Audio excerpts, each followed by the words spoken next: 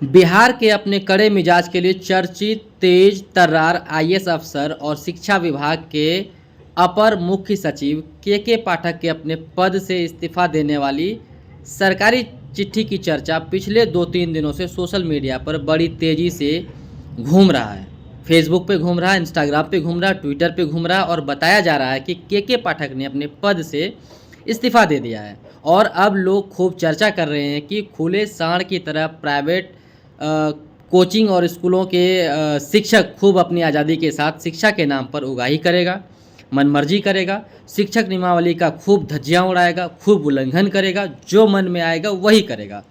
तो आपको बता दें कि दरअसल के पाठक ने अपने पद से इस्तीफा नहीं दिया है और ये सरकारी चिट्ठी सोशल मीडिया पर जो वायरल हो रहे हैं और जो दावे किए जा रहे हैं ये पूरी तरह से फेक है। और इस सरकारी चिट्ठी के पीछे की सच्चाई ये है कि बिहार में सरकारी कर्मचारियों के कामकाज के लिए संहिता है, जिसकी अनुसूची संख्या 53 के तहत किसी महत्वपूर्ण पद पर पदस्थापित अधिकारी को लंबी छुट्टी पर जाने से पहले फॉर्म 202 भरना होता है और इस विवरण में उन्हें बताना होता है कि वो अवकाश की अवधि तक के लिए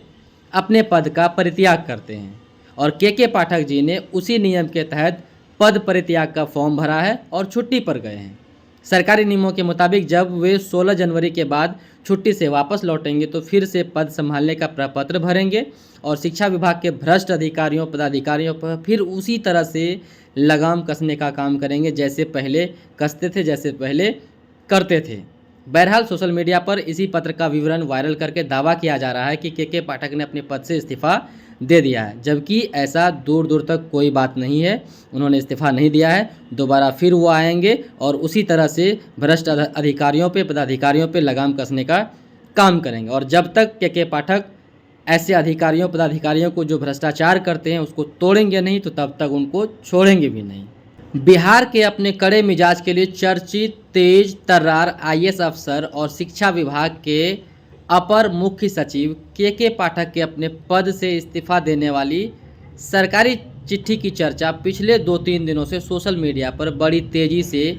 घूम रहा है। फेसबुक पे घूम रहा है, इंस्टाग्राम पे घूम रहा है, ट्विटर पे घूम रहा है और बताया जा रहा है कि के पाठक ने अपने पद से इस्तीफा दे दिया है। और अब लोग खूब चर्चा कर रहे हैं कि खुले सांड की तरह प्राइवेट कोचिंग और स्कूलों के शिक्षक खूब अपनी आज़ादी के साथ शिक्षा के नाम पर उगाही करेगा,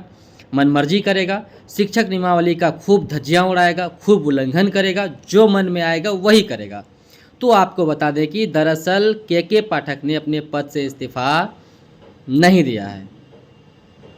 और ये सरकारी चिट्ठी सोशल मीडिया पर जो वायरल हो रहे हैं और जो दावे किए जा रहे हैं ये पूरी तरह से फेक है। और इस सरकारी चिट्ठी के पीछे की सच्चाई ये है कि बिहार में सरकारी कर्मचारियों के कामकाज के लिए संहिता है, जिसकी अनुसूची संख्या 53 के तहत किसी महत्वपूर्ण पद पर पदस्थापित अधिकारी को लंबी छुट्टी पर जाने से पहले फॉर्म 202 भरना होता है और इस विवरण में उन्हें बताना होता है कि वो अवकाश की अवधि तक के लिए